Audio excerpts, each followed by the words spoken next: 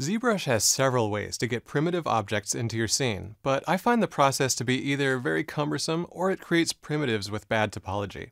In this video, I'll show you how to make a custom insert multi-mesh brush for very easy primitive creation. So just a quick review of the default ways of getting primitives into your scene. One way that you can do it is by going into your subtool palette and clicking Append. And from here, you can pick from some different primitives. However, there's some issues. It's a pretty limited selection. And also, for example, if we click on Cube, and then we go here, select it, and let's turn on wireframe with Shift F, you can see that this wireframe isn't really conducive for sculpting. With all of these edges meeting here in the middle, it's called a pole, kind of like the North Pole, with all the lines of longitude kind of meeting in one place. That's very bad for sculpting. So there's another way to get primitives, and that's by going down to Initialize. And in here we can make a cube, a sphere, or a cylinder, so it's an even more limited selection. And it's also a little bit cumbersome to make it. You can set this to different resolutions and get different results, but it's kind of cumbersome, and I don't really like the results that you get from this for the most part, except for a few special circumstances. But you could kind of type in different numbers here and kind of get different results, but it doesn't quite always behave exactly the way you might expect it to. So let's go ahead and make a custom brush that lets us append a new primitive at any time. Make it very easy. So for this, let's load up a free exercise file. I'm going to go to File, Open. It's okay, we don't have to worry about saving these changes. And what I want to do is go into the free exercise files that come with this course. So you don't even have to be a premium subscriber.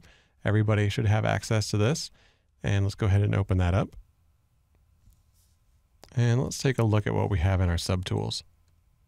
So basically, it's a whole bunch of primitive objects, each one named in its own subtool. Now you can feel free to create any of your own and add it into the subtool list. So now let's turn this into a custom brush.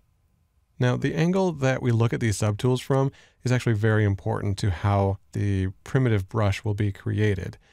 Right now we're looking at it from a sort of 3/4 angle. And so if we leave it like this when we make the brush, all of the new primitives created will come out in a 3/4 rotated view. And let's not do that. So I want to look at all of these from a perfect front-on view. So I'm going to rotate my view and then hold down Shift so it snaps. We can even turn off perspective to make sure that that's perfectly even.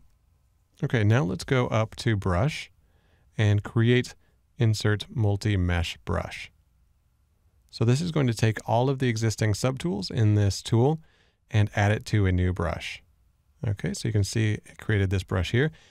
Now, if we hit M on the keyboard, it'll bring up this selection menu where we can pick from all of these different primitives, and then we could draw them out into whatever scene we have open at the moment. Okay, let's go to Brush and let's save this. Save as. If we don't save it, it won't be available the next time we open ZBrush. So we just want to save it into our location where ZBrush is saved. We'll find the Pixologic folder and our ZBrush folder, and we'll go to Z Startup, Brush Presets, and now we can save this as primitives. All right, let's just drag out a few more primitives here. You can hold down Shift to make sure it snaps. Hit M again, pick a different one. Maybe we'll get the cone. Okay, and now to split these off into their own subtools, we could go down to the Split subpalette here under Subtool and go to Split to Parts. And now you could have your own subtool for each of these that we just created. All right, so I use this custom brush all the time to add primitives to my projects. It really saves time and frustration over the existing method of making primitives.